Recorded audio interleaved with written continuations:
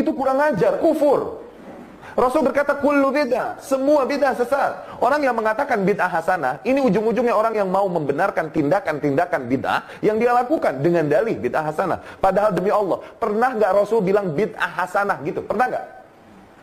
Awaslah kamu dari perkara-perkara yang baru, muhdas, perkara yang baru dalam agama, bukan dalam kehidupan dunia, karena ia akan berkembang sesuai dengan tingkat berpikir manusia.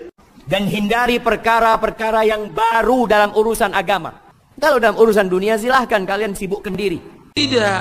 Begitu tahu ngaji ini, pulang ke rumah, ini bid'ah, ini bid'ah, ini bid'ah, ini bid'ah. Sekarang itu kalau nggak ada contoh dari Nabi, berarti bid'ah. Yang nggak ada contohnya bid'ah. Dari mana Anda belajar kaidah itu? Apa semua yang nggak ada contoh itu bid'ah? Tidak. Nanti ada ukuran dalil. Ada dalil, ada contoh sempurna. Ada dalil, contoh sementara. Ada dalil, contohnya nggak ada. Ada dalil samar, jangankan contoh, dalilnya pun samar. Ada 4 kategori. Ya, sepanjang dalilnya ada, contoh nggak ada, nggak harus divonis bid'ah dulu. Sepanjang tidak dicontohkan, digali. Kenapa nggak ada contohnya, tapi dalilnya ada? Kan sering saya contohkan. Makan daging dob, nggak ada contohnya. Zakat pakai beras, nggak ada contohnya. Contoh dari Nabi, zakatnya pakai kurma. Zakatnya pakai gandum. Berarti antum yang zakat pakai beras itu bid'ah semua. Nah, tidak, merumuskan ilmu itu nggak begitu. Ada kaidah-kaidahnya, ada dasarnya. Kalau belum dasar ini belum paham, jangan bicara. Itu yang berbahaya nantinya. Ya, jelas ya. Apalagi menafsir ilmu yang satu dengan ilmu yang lain, itu yang fatal. Ada tauhid, ada akhlak, ada fikih, ada tasawuf. Anda memandang fikih pakai tauhid yang nggak nyambung, nggak akan nyambung. Ya, apa hukumnya? Kemudian misal, apa hukumnya saya pengajian di Monas misalnya? Ya, mau pengajian di Monas tapi dinilai dengan hukum tauhid yang nggak nyambung. Tauhid itu hukumnya hukum akidah. Hukum akidah nggak bisa dipakai menafsirkan fikih. Akidah itu hitam putih, nggak ada abu-abunya. Kalau fikih itu pilihan. Nah, tarihil ahkamul khamsah, pilihannya pasti satu di antara 5. Bisa halal mubah, bisa tadi ke kiri makruh, kiri lagi kemudian haram, ke kanan sunnah, kemudian langsung menjadi wajib. Ya, bisa sunnah, bisa wajib, tengah-tengahnya mubah. Ke kirinya bisa makruh, bisa haram. Kapan itu menjadi mubah, makruh atau haram? Kapan kemudian jadi naik jadi sunnah? Kapan naik jadi wajib? Tergantung pada kondisi hukum yang menyebabkan itu dihukumi demikian. Disebut dengan ilat namanya. Jadi kalau belum paham ilatnya nggak bisa. Makanya tauhid diajarkan sebelum hijrah. Ya, fikih diajarkan setelah hijrah. Karena ketika hijrah sudah dekat dengan Allah, diajarkanlah fikih. Makanya kalau ada orang yang menghukumi dengan tauhid, belajarnya tauhid, menghukumi masalah fikih, pasti orang itu belum hijrah. Belum hijrah, karena masih belajar di tahap-tahap awal, belum mengerti tentang hukum-hukum fikih. Ya, paham ya? Nah, jadi yang seperti ini menurut saya dijauhi saja, dijauhi supaya tidak melahirkan nanti fanatisme yang berlebihan dan belajar dengan baik lagi serta tetap mendoakan yang demikian. Tadi tetap dihukumi hukum bergaul yang biasa. Jangan sampai kemudian jadi kasar, tidak. Ya, teman-teman bergaul, saya tidak pernah mengajarkan Anda mencela orang. Walaupun ada yang mencela saya, nggak apa-apa, mungkin belum tahu. Saya aja memaafkan, kenapa Anda mesti ribut? Nyata tidak jika semua tindak tanduk kaum Salafi Wahabi itu betul-betul sesuai sunnah dan ajaran Rasulullah Sallallahu Alaihi Wasallam, seperti halnya yang ia keluarkan, atau bahkan sebenarnya mereka itu pelaku sekaligus pencipta bid'ah sesat yang sejati, sebagaimana yang ia sering tuduhkan pada kelompok Ahlus Sunnah wal Jamaah, yang setiap amalannya jelas terdapat dalil nas dan berpanutan kepada ulama salafus soleh.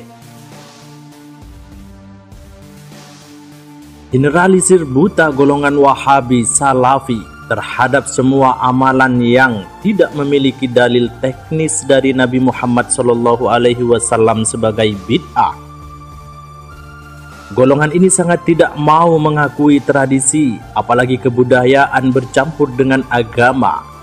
Bahkan mereka menolak dengan mentah-mentah penggunaan tradisi dan kebudayaan sebagai infrastruktur keagamaan atau sekedar sebagai wasilah atau media dakwah.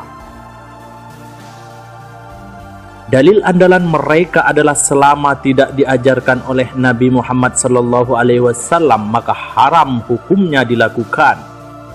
Karena agama Islam sudah sempurna, sebagaimana ayat Al-Ma'idah ayat 3, Al-yawma akmaltu lakum dinakum wa atmamtu alaikum ni'mati wa raditu lakumul Islam madina, yang artinya pada hari ini telah kusempurnakan untuk kamu agamamu, dan telah kucukupkan kepadamu nikmatku, dan telah kuridhoi Islam itu jadi agama bagimu. Nalar bid'ah dan sesat ala pikiran Wahabi Salafi berlandaskan kepada dalil hadis Nabi Muhammad SAW yang menyatakan, "Man amila amalan laisa alaihi amruna fahuwa raddun," yang artinya, barang siapa melakukan suatu amalan yang bukan berasal dari kami, maka amalan tersebut tertolak. Hadis riwayat Muslim. Sehingga dalam paham Salafi Wahabi, seluruh amalan yang tidak dilakukan oleh Rasulullah Shallallahu Alaihi Wasallam adalah tertolak. Hadis ini dipahami secara tekstual oleh orang Salafi Wahabi sebagai dasar pembid'ahan semua amalan yang dilakukan oleh Muslim di Nusantara ini. Lebih jauh, mereka menganggap Muslim di Nusantara sebagai ahlu bid'ah dan tempatnya adalah neraka.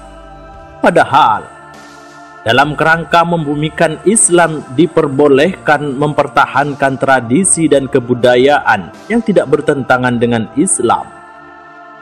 Dalam sebuah riwayat dinyatakan, "Laula anna qaumaki hadithu ahdin bi kufrin la asastul ka'bata ala qawaid Ibrahim." Yang artinya, kalau bukan karena kaummu yang baru saja lepas dari kekufuran, akan aku bangun kembali pondasi Ka'bah sesuai dengan dibuat oleh Ibrahim. Hadis riwayat Bukhari dan Muslim. Konteks hadis ini sangat jelas bahwa Nabi Muhammad SAW mengakomodir atau membiarkan tradisi jahiliyah karena berpotensi menimbulkan gejolak masyarakat. Hobi menyalahkan Salafi Wahabi kepada kaum Ahlus Sunnah wal Jamaah sebagai contoh misalkan tuduhan bid'ah membaca bersama-sama wirid atau zikir setelah sholat fardu, yasinan, tahlilan, dan membaca yasin di malam nisfus Sya'ban. Salafi Wahabi sangat membenci wiridan atau amalan lain yang dilakukan secara bersamaan oleh sebagian besar kaum muslim dengan tuduhan sesat dan bid'ah. Namun, kebencian terhadap wiridan setelah sholat tidak menjalar kepada pandangan kebencian terhadap praktik menyalakan handphone setelah sholat. Jika wiridan, zikir bersama setelah sholat oleh Salafi Wahabi ditentang dengan keras, namun ketika menyalakan HP setelah sholat tidak pernah dipersoalkan, bahkan mereka ia lakukan. Salah satu contoh lain misalkan, jika datang bulan Ramadan, orang Wahabi Saudi Arabia mengadakan sholat tahajud berjamaah sebulan suntuk dengan memilih waktu khusus di bulan Ramadan dari awal hingga akhir bulan Ramadan, seperti yang dilakukan di Masjidil Haram Makkah dan Masjid Nabawi Madinah, dan diimami oleh tokoh-tokoh Wahabi. Tradisi tata cara amalan berjamaah tahajud sebulan suntuk yang dikhususkan pada bulan Ramadan ini jelas-jelas tidak pernah dicontohkan oleh Nabi Muhammad Sallallahu Alaihi Wasallam.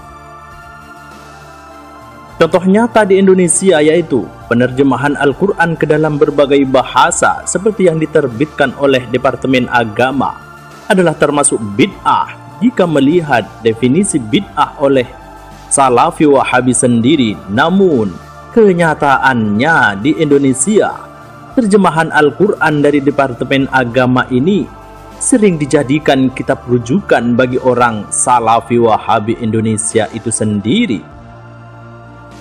Nah, pemikiran Wahabi ini memang rancu dan aneh, jelas kelihatan dangkalnya.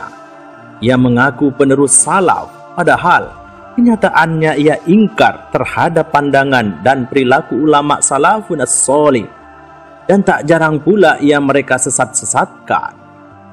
Sehingga jika dilihat dari kerancuan otaknya, sejatinya mereka para kaum dangkal Salafi Wahabi ini adalah pelaku dan pencipta bid'ah yang sengaja dibungkus dengan tameng kata salaf sunnah ala made in Wahabi. Wallahu a'lam bissawab.